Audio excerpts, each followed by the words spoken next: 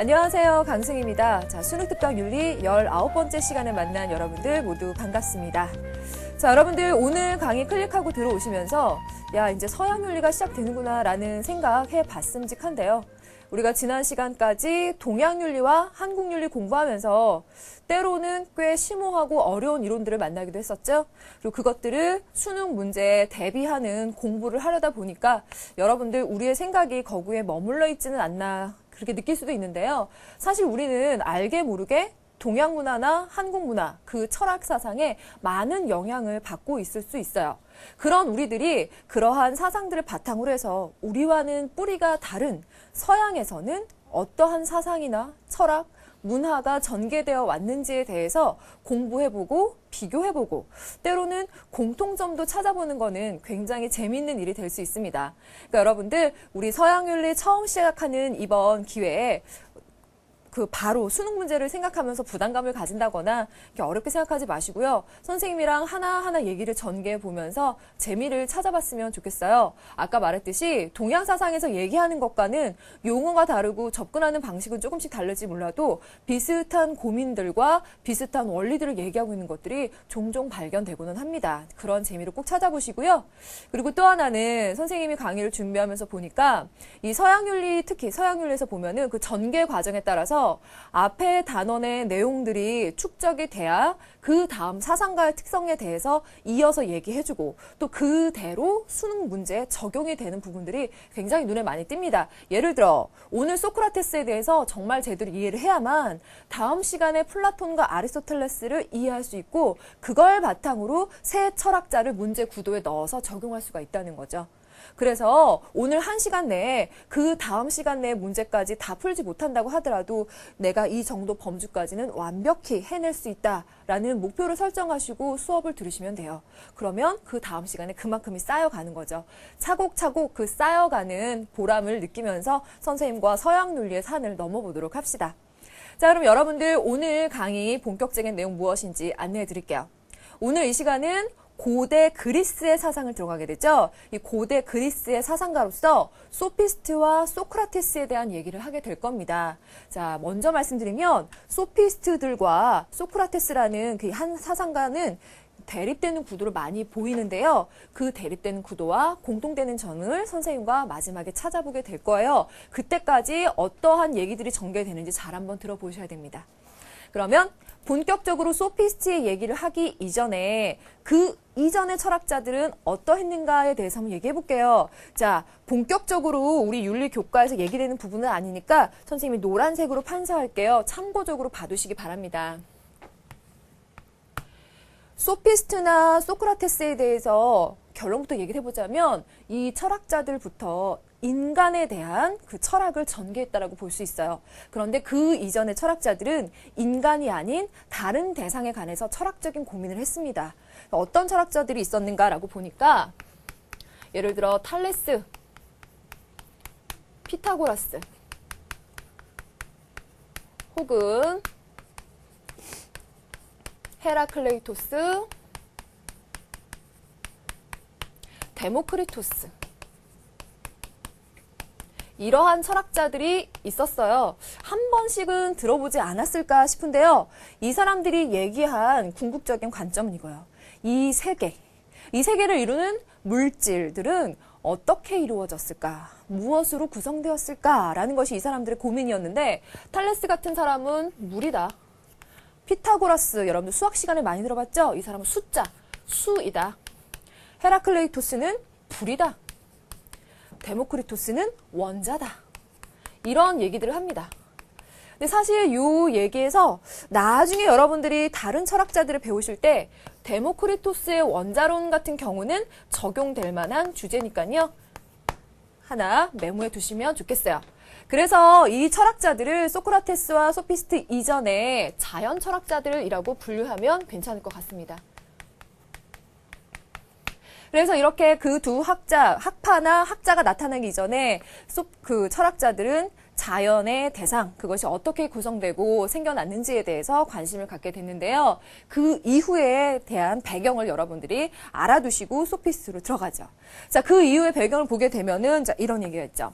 페르시아 전쟁이 일어나게 되고 거기에서 아테네가 승리를 합니다. 그래서 아테네가 그 주변 국가들에서 중심지를 차지하게 돼요. 그 아테네는 정치적으로도 문화적으로도 경제적으로도 중심지가 되기 때문에 많은 지식인들이 그 아테네로 몰려들기 시작합니다. 아테네로 몰려든 그 지식인들은 그 시대에 요구하는 지식들에 관해서 논하게 되고 사람들에게 가르쳐주게 되는데요. 그 사람들이 바로 오늘 첫 번째 얘기하려는 소피스트들입니다. 자, 그러면 첫 번째 본격적인 주제 소피스트로 들어가 보도록 하죠. 배경이 되는 지식을 깔아보면 페르시아 전쟁이 일어나고 여기에서 아테네가 승리했다. 그래서 이 아테네로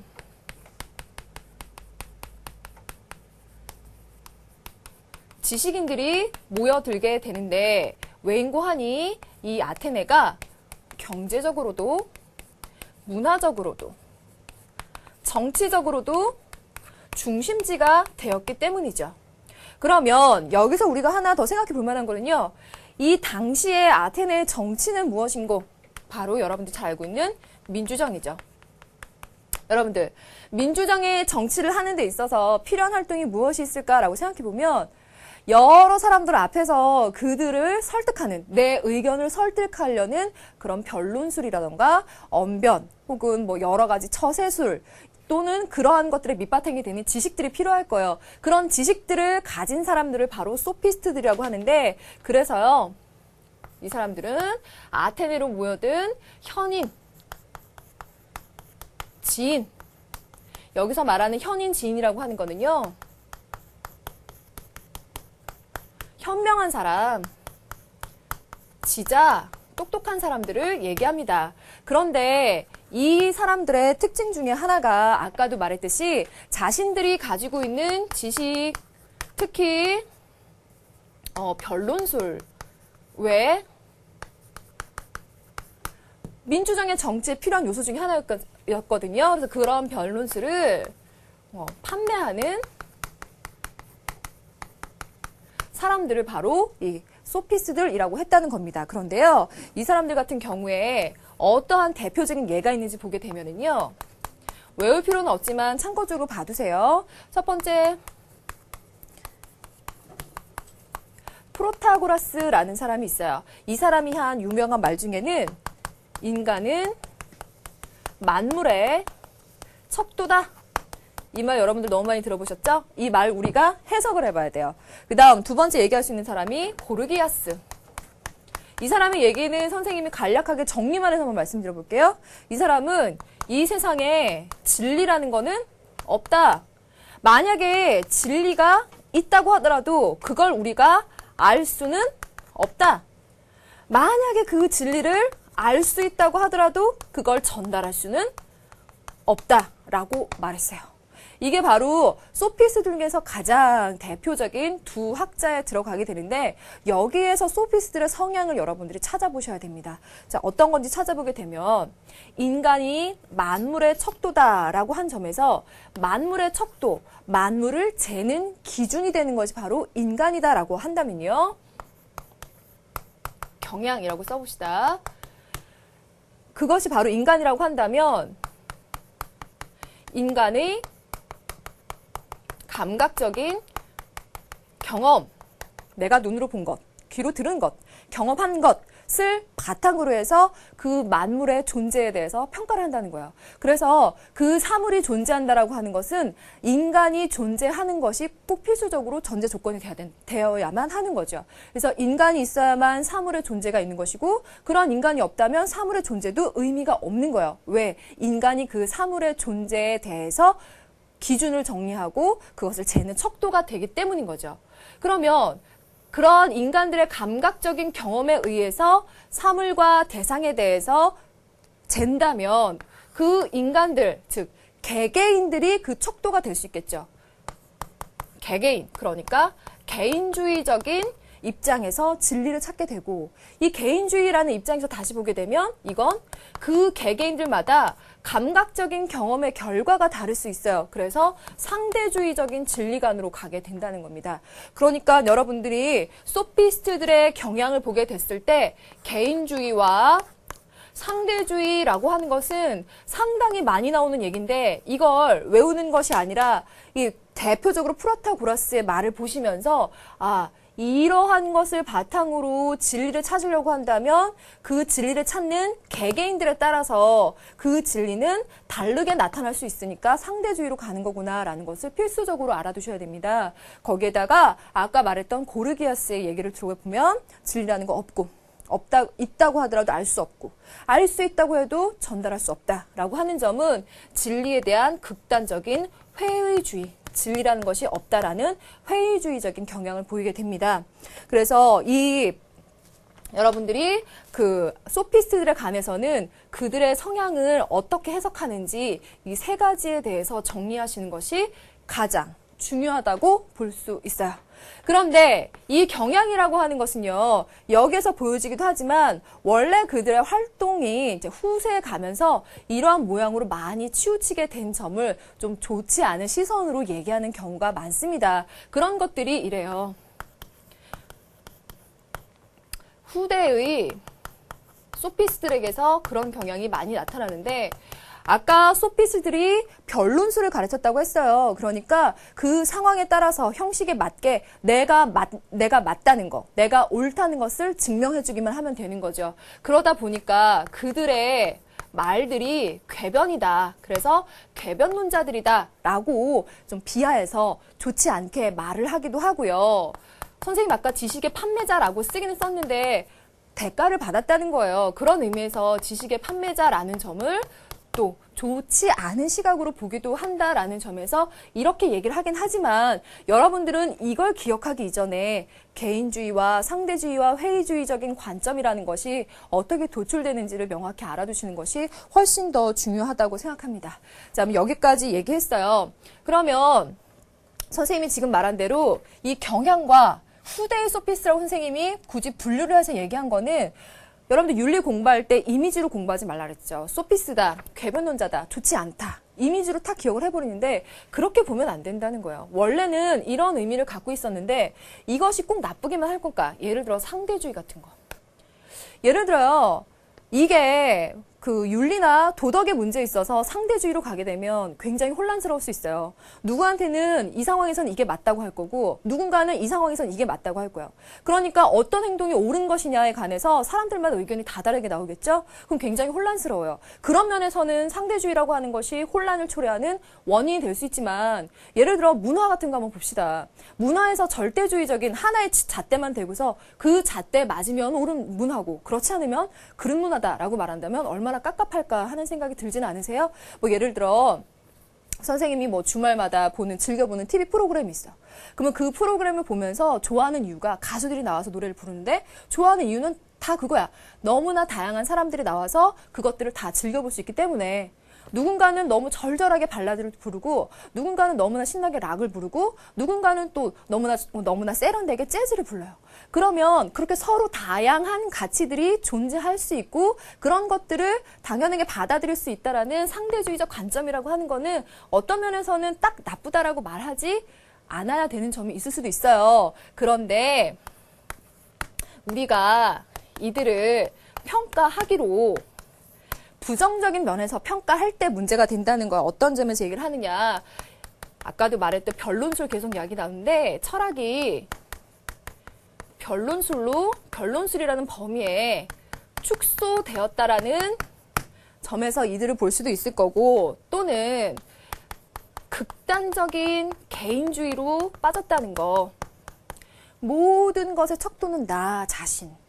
나 자신의 의견만을 얘기할 수도 있고 또는 회의주의, 진리를 찾을 수 없다라는 회의주의에 빠진 점도 부정적인 평가로 볼 수 있고 이런 것도 여러분들이 볼 수 있어서요. 아까 말했듯 가장 문제가 되는 건 상대주의로 인해서 도덕이나 윤리적인 영역에 있어서는 혼란을 초래할 수 있다. 이건 이들의 부정적인 평가에 들어가요. 하지만 꼭 그렇게만 보면 안 되는 점도 있어요. 그건 어떨까? 우선은 인간을 철학의 중심에 놓았다는 점.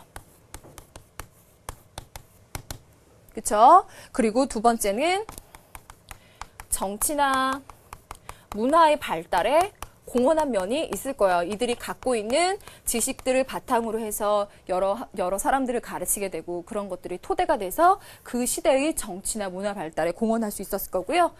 또 그들이 가르친 변론술이라는 거 하는 건 문법이나 수사학 혹은 논리학 등에 기여했다라고도 평가할 수 있습니다. 그래서 여러분들이요, 지금까지 소피스트에 대한 얘기를 들었는데 이 소피스트에 대해서 이미지만 기억해서 후대의 평가로 인한 부정적인 면만 보지 말고 그들의 긍정적인 면까지 다 객관적으로 평가를 해둘 것. 단 그거를 잊는다고 하더라도 절대 잊지 말아야 되는 것은 바로 이 부분. 소피스트들을 개인주의고 상대주의, 회의주의적인 경향으로 우리가 평가하는 이유와 논리가 무엇인지 꼭 알아둘 것. 이 얘기를 하고 싶습니다.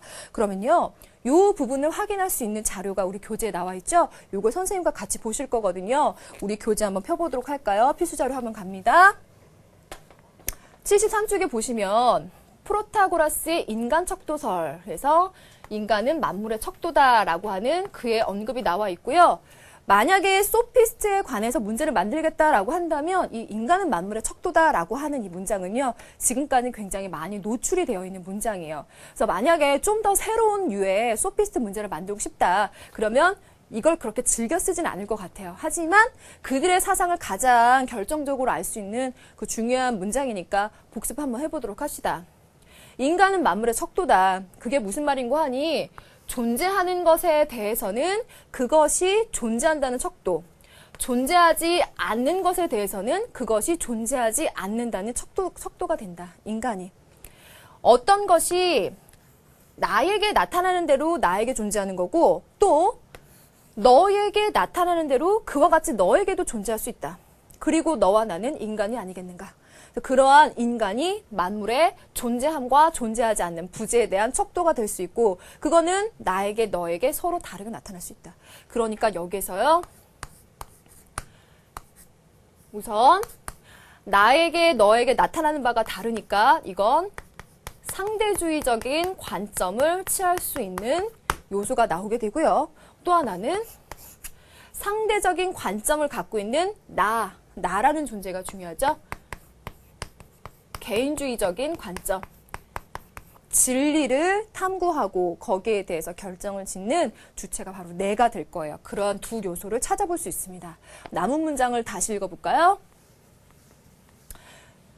때로 동일한 바람이 불고 있을 때 우리들 중에서 어떤 사람은 차갑게 느끼는 사람도 있겠지만 어떤 사람은 그렇지 않게 느끼지 않겠냐. 그리고 한 사람은 추위를 약하게 느끼는가 하면 다른 사람은 추위를 강하게 느끼지 않겠냐.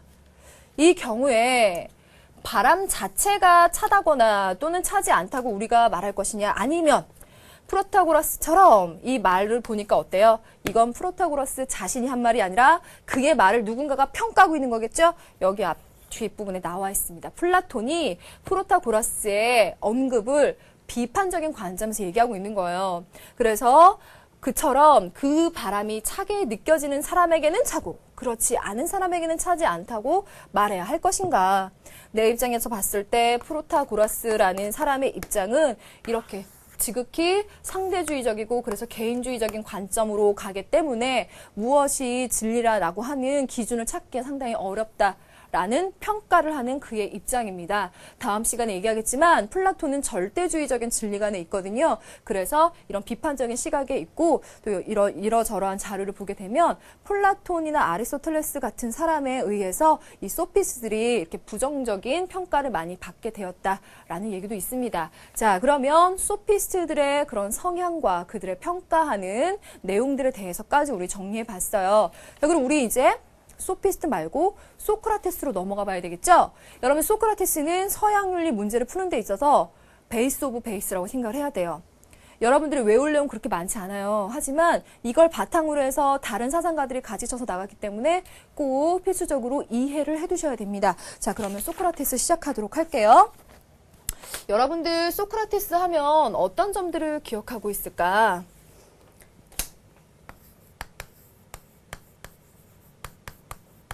되게 물어보면 뭐 악법도 법이다 이런 얘기 기억하는 사람도 있고 굉장히 악처가 그의 부인이었다라고 기억하는 사람도 있고 뭐 추남이다 기억하는 사람도 있고 기타 등등 소크라테스에 대한 이런저런 얘기는 많이 들어봤어요. 그런데 이 사람이 대체 어떠한 철학적인 경향을 갖고 있었고 왜 그 바탕이 되는지 궁금하죠. 이 부분들에 대해서 정리해 볼게요.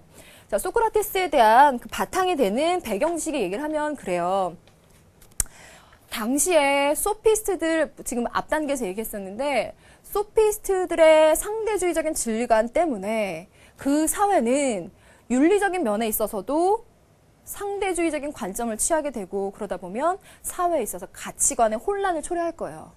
그래서 그 사회는 이런 가치관의 혼란을 초래하는 사람들 말고 뭔가 절대적인 방향점을 제시해 줄 수 있는 새로운 스승이 필요했을 겁니다. 그렇게 등장한 새로운 스승이 소크라테스다라고 평할 수 있을 텐데요. 이 소크라테스한테 유명한 얘기가 이제 이런 게 있어요. 카이로폰이라는 친구가 있는데 이 친구가 델포이 신전에 가서요. 당시에는 신탁이라는 거에 의해서 결정을 많이 했었죠. 델포이 신전에 가서 이 세상에서 가장 현명한 사람이 누굽니까? 라고 물어봤어요. 그랬더니 그 신탁의 답이 바로 소크라테스다라는 대답이었다는 거예요. 그래서 그 사람이 소크라테스에게 가서 그 얘기를 전했겠죠. 내가 신탁을 받았는데 네가 가장 똑똑한 사람이라더라 라고 얘기했어요. 그 얘기를 듣고 소크라테스가 고민에 빠지는 거죠. 내가 정말 똑똑한 사람일까? 하고 고민에 빠졌어요. 그리고 이 세상에 현명한 사람들 찾아가서 얘기하면서 한번 고민을 해봤어. 나라는 사람이 정말 똑똑한 사람일까? 그런데 그렇게 고민하고 현명한 사람들과 얘기 나눈 결과 내가 그들보다 좀 똑똑한 점이 있다면 바로 내가 모른다는 거, 무지하다는 걸 안다는 거다. 이게 바로 그의 결론이었어요. 그걸 선생님이 무지의 자각이라고 쓰겠습니다. 혹은 무지의 지라고도 얘기합니다. 나 자신이 몰라. 나는 더 많이 알아야 돼. 라고 하는 걸 아는 것 자체가 진리를 추구하는 데 있어서 아마 그 시발점이 될 수가 있겠죠. 그래서 이 무지의 지, 무지의 자각이라고 하는 것이 중요한데요. 자, 이 무지의 자각을 바탕으로 해서 이 사람은 진리를 찾고자 합니다. 앞에서 말했던 것처럼 소피스트들은 진리는 없다라고 말하는 사람도 있고 혹은 그 힘 있는 사람이 진리다라고 말하는 사람도 있고 상대주의적인 관점에서 혼란을 가져왔지만 이 사람은 절대적인 진리를 찾고 싶었고 그 진리에 의거해서 도덕, 윤리적인 행동이 무엇인지 찾고 싶어 했던 것이 이 사람의 가장 큰 관심사가 됩니다. 자, 그래서요. 진리를 찾고자 했을 때 이 사람이 가장 먼저 중시한 건 이성이에요. 혹은 합리주의라고 표현해도 될 것 같은데 우리 인간들에 있어서 이성이라고 하는 것이 바로 우리 인간의 본성이라고 생각합니다. 이 이성을 중시해서 그리고 이성을 바탕으로 해서 합리주의적인 관점에서 우리들은 보편적이고 정신적인 혹은 윤리적인 가치를 찾아낼 수 있다. 라고 생각하는 것이 소크라테스의 입장이에요. 그러면 여기서 우리가 하나 생각할 수 있는 것이 바로 세 번째. 이것을 바탕으로 여러분들 그의 주의적인 관점을 꼭 정리해 두세요.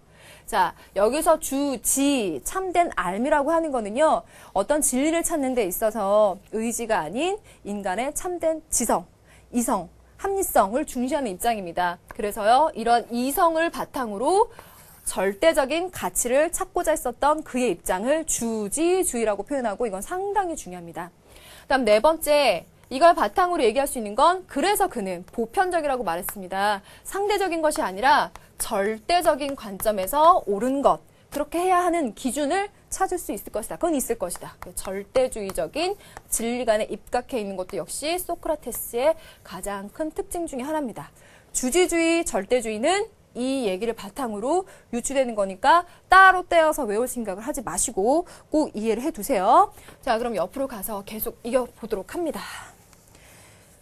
그러면 이런 절대적인 진리가 있을 텐데 그거를 나의 이성을 통해서 찾아보겠다. 우리 인간의 이성을 통해서 찾을 수 있다라는 것을 바탕으로 이 사람이 얘기한 것은 영혼의 수련을 통한 깨달음, 이것을 중시해요. 이 문구는 지금까지 나온 학력평가를 바탕으로 해서 여러 가지 문제들을 봤을 때 이 문구가 지문에 나오기도 하고 선지에 등장하기도 해요. 영혼의 수련을 통한 깨달음이라는 거를 소크라테스가 중시했다라는 것을 알아두시면 여러분들 도움이 될 겁니다. 자, 이것을 통해서 무엇을 추구하고자 했는가? 참된 암. 이것을 통해 참된 삶을 가진 사람이 바로 행복한 사람이고 덕스러운 사람이다 라고 얘기합니다.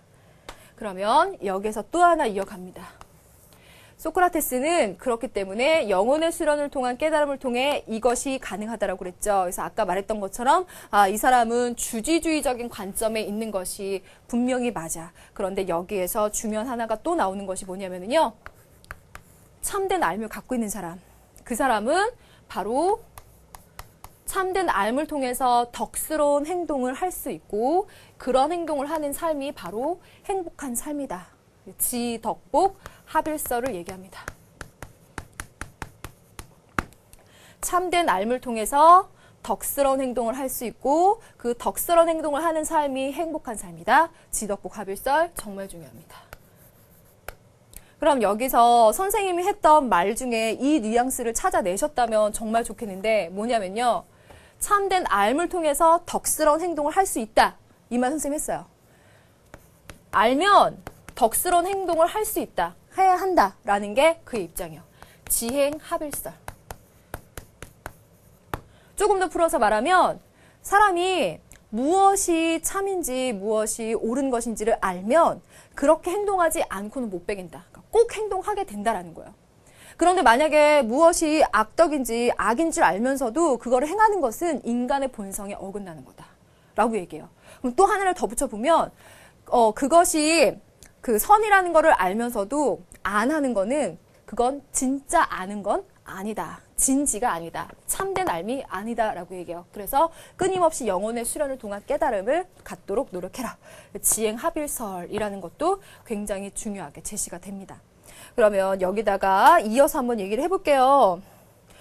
그 학력평가 정도에서 연결해서 얘기하는 것들인데 지행합일설이라고 하는 건 여러분들 어디서 들어봤다. 어디서 들어봤죠? 동양윤리에서 유교의 전개 과정에서 양명학에서 지행합일설 얘기했던 거 기억나죠?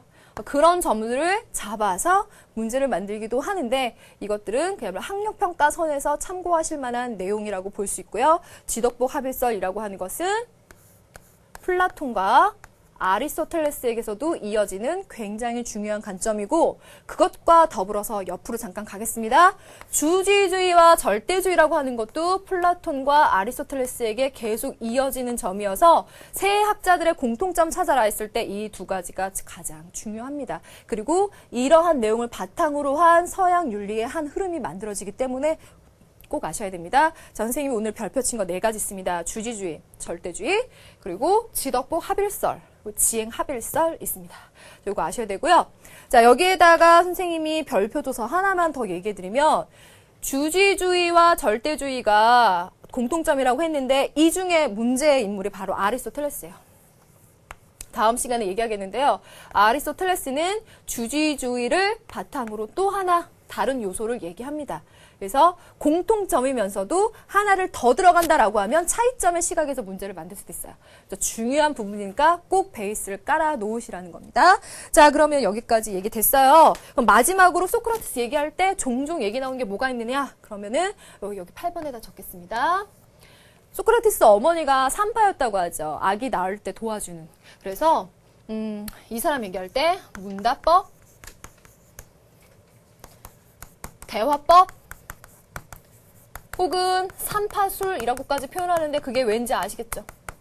여러분들 뭐 궁금한 게 있어요. 그러면 선생님이 선생님이랑 같이 있을 때 학생이 뭐 물어보면 그건 이거야. 그건 저거지. 이렇게라고 대답해 주는 것이 아니라 내가 다시 질문을 해서 여러분들이 혼자 느끼고 생각해서 그 답을 찾게끔 도와주는 거예요. 아기는 그 산모가 낳는 거지 그 주위에 있는 사람이 줄 수밖에 없는 거죠. 대신 낳아줄 수는 없는 거예요. 그러니까 내가 뭔가 궁금한 게 있을 때 진리를 찾고 싶을 때 그걸 문답법이나 대화법을 통해서 도와주는 역할을 했었던 그런 그 스승의 역할을 했었다. 이런 점에서 요런 얘기가 종종 나오기는 하는데요. 그러면 소크라테스에서 이렇게 곁가지로 나오는 정도라고 할 수 있겠네요. 자, 그러면은 소크라테스한테 우리가 8가지 얘기를 벌써 했네요. 요 정도 얘기를 꼭 이해하셨으면 좋겠어요. 자, 그러면요. 지금까지 배운 내용들 바탕으로 해서 선생님이 가장 중요한 구도를 또 요소를 콕콕 집어서 한번 정리해 보도록 하겠습니다. 여러분들도 선생님과 같이 하셔야 의미가 있고요. 이걸 하고 나서 혼자 복습할 때 이 방식대로 복습해 보세요. 나중에요. 문제 적용할 때 이 문제가 이렇게 만들어지는구나. 그때 느끼실 겁니다. 같이 한번 화면 보실게요. 자, 보시면 소피스트 이들은 그야말로 무리들을 말하는 거기 때문에 단독의 인물 사진은 없죠. 그래서 그냥 이거 하나 갖고 왔고요. 소크라테스 인물 사진 가져왔습니다. 그럼 여러분들이 여기서 딱 보셨을 때 이 학파와 소크라테스라는 학자는 서양 윤리의 근간을 이뤘다.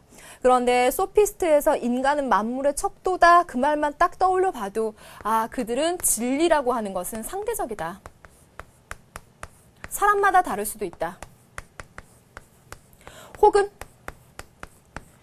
진리라는 게 없을 수도 있다라고 하는 회의주의에도 빠져요. 이것이 바로 소피스트의 가장 큰 특징이었다고 말했고 소크라테스는 그들의 반대하고 아니다. 절대적인 관점에서 진리를 찾을 수 있다. 그 기준이 있을 것이다. 라는 걸 찾고자 했다고 했어요. 그래서 이 두 가지가 이 둘의 가장 큰 차이점이고 만약에 이 고대 그리스에서 소피스트랑 소크라테스를 소재를 가지고 문제를 같이 만들겠다라고 한다면 이 두 요소는 쓸 수밖에 없어요. 가장 중요한 거기 때문에. 자, 그거 하나 얘기했고 그럼 여기서 이어서 이해를 해봐요. 그러면 인간들이 진리를 찾아가는 데 있어서 상대주의적인 관점이라 했을 때 그게 뭐냐. 각각 개개인의 인간들이 자신들의 감각적인 경험을 토대로 해서 진리를 찾아간다 이 말이었죠. 그럼요. 감각적인 경험의 결과가 어떠해야 그것이 좋다라고 사람들이 여기게 될까? 예를 들어 감각적으로 느꼈을 때 나한테 쾌를 주는 거, 불쾌를 좋아하는 사람은 없을 거야. 그러니까 누구나 다 감각적 경험의 결과가 쾌를 주는 것. 그래서 쾌락주의의 밑바탕이 되게 되고요. 그 다음 경험의 결과가 나한테 이익을 주는 걸 좋아하겠죠. 당연히. 그래서 유용성을 강조하게 돼요. 그러다 보니까 그 유용성이 나 말고도 다른 사람들과 다 함께 나눌 수 있을 만큼 그 이익이 큰 거다라고 한다면 훨씬 더 좋아하겠죠. 공리주의에도 영향을 주게 되고 또 현대 철학 중에 실용주의, 존두의 실용주의가 나오게 되는데 거기에도 같은 입장에서 진리라고 하는 것은 그 시대에 따라서 입장에 따라서 다 달라지게 되고 거기에 이익을 주는 것이 진짜 진리다라고 말하는 실용주의에도 영향을 주게 됩니다. 여러분들이 이건 다 나중에 배우실 내용인데 쾌락주의와 공리주의, 실용주의라고 하는 것이 왜 소피스트들을 밑바탕에 두고 전개되어 나가는 것인지를 이 맥락에서 이해해 보시라는 거예요. 자, 이래서 개인이 상대적으로 다들 다른 거 아닙니까? 그래서 이것을 여러분들이 꼭 알아두셔야 되겠습니다. 그리고 여기에다가 경험이라는 말 들어갔으니까 경험주의 철학자도 당연히 넣으면 되겠죠. 자, 요 얘기를 앞으로 배우게 될 거고요. 그러면 소크라테스 얘기해 볼게요. 자, 이 소크라테스는 아까 말했지만 절대적인 진리를 찾고자 했고 요 얘기는 플라톤과 아리스토텔레스에게 그대로 이어집니다. 거기에다가 그 절대적인 진리를 찾는 데 있어서 인간의 이성 중시한다 그랬죠. 주지주의. 그래서 이 점도 역시 같아요. 그런데 아리스토텔레스에게는 뭐가 하나 더 들어간다고 얘기했고 이건 다음 강에서 얘기할 부분입니다. 이거 꼭 알아두셔야 되고요. 그 이후에 여러분들 스토아라는 자, 여기다 쓸게요. 스토아 학파 나올 거고요. 그 이외에 합리론자로서 데카르트, 스피노자, 그리고 이상주의로서 칸트, 헤겔 나올 겁니다.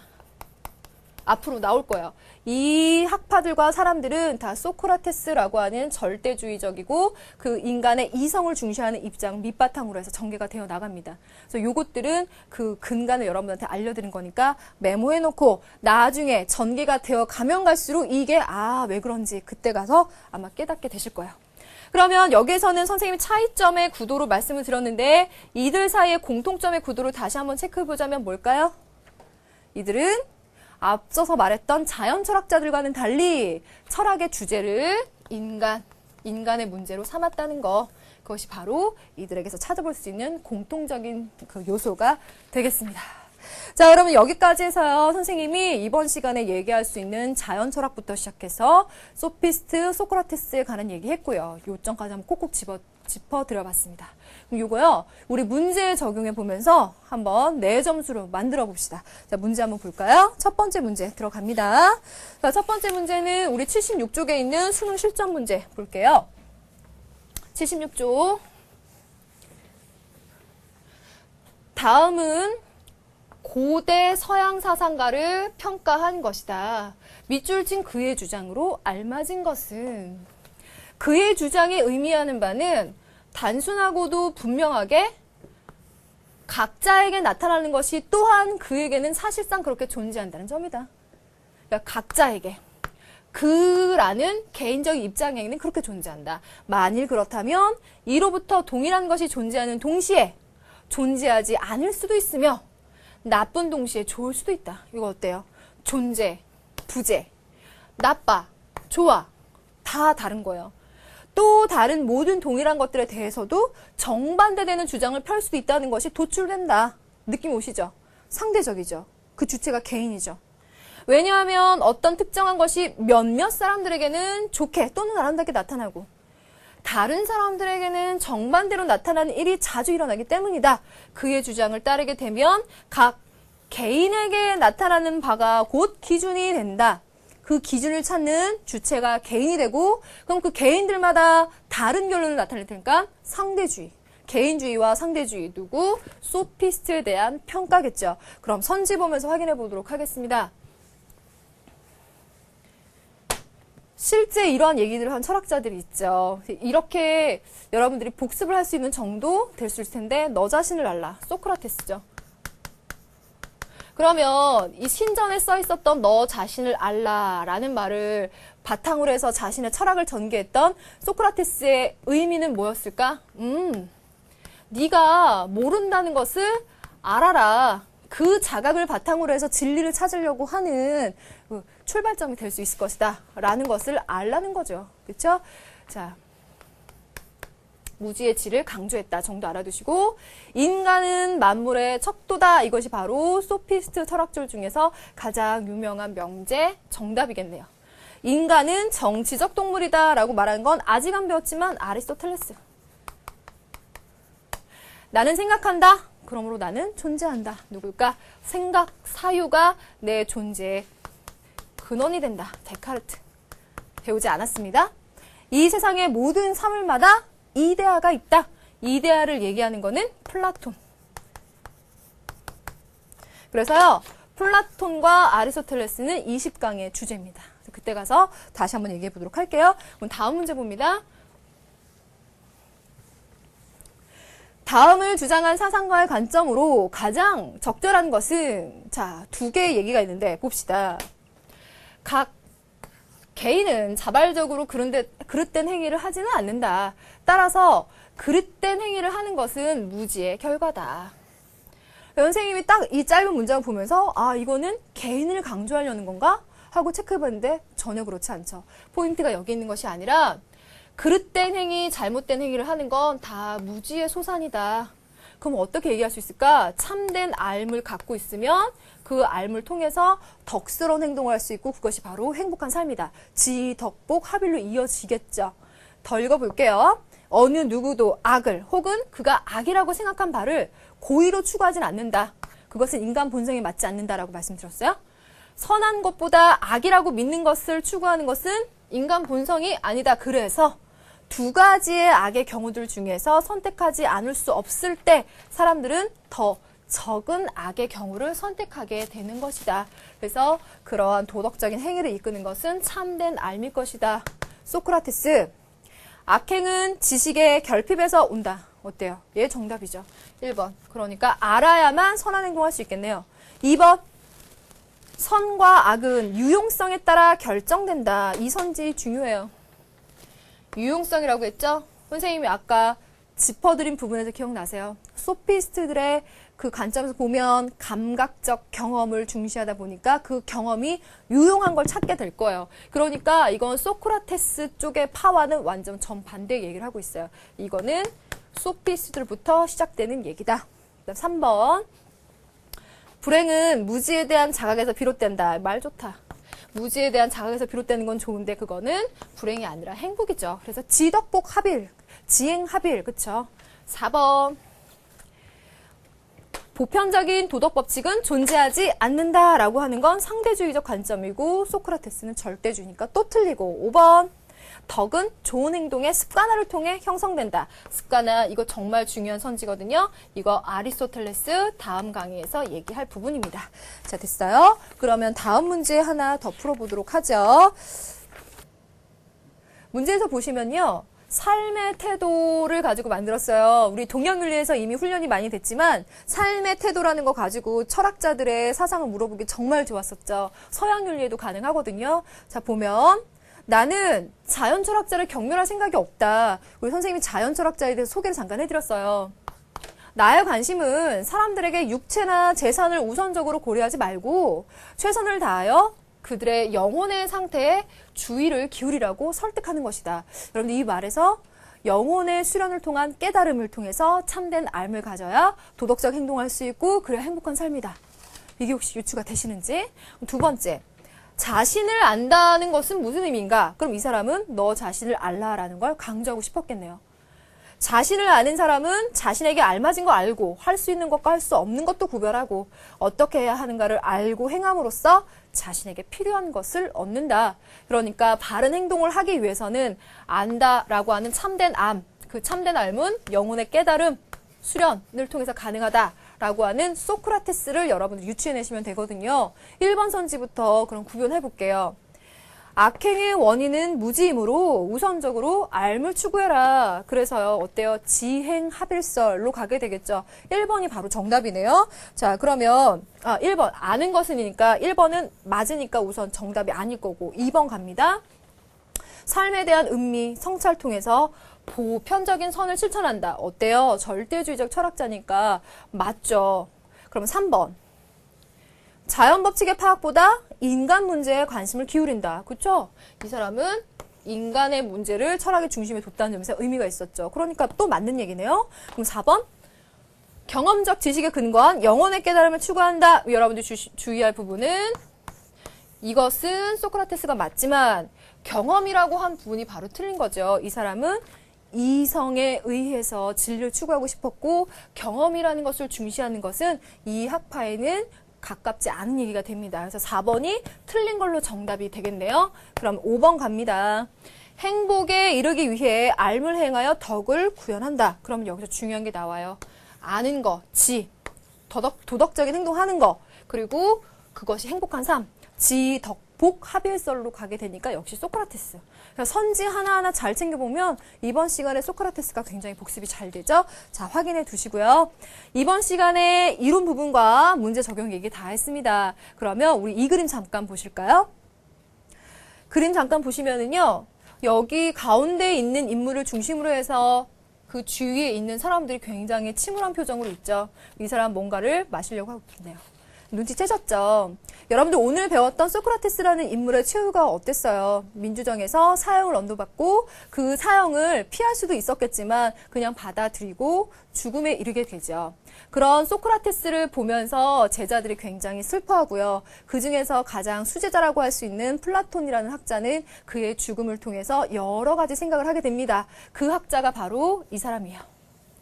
자, 이 인물에 대해서 우리가 다음 시간에 시작을 해보도록 할 거예요. 자, 이 얘기 기억해 주시면서 다음 시간에 들어오시면 스타트가 아주 순조로울 겁니다. 자, 여러분들 오늘 수고 많았고요. 오늘 했었던 내용들 잘 복습하시고 20강에서 만나도록 합시다. 자, 수고 많았어요.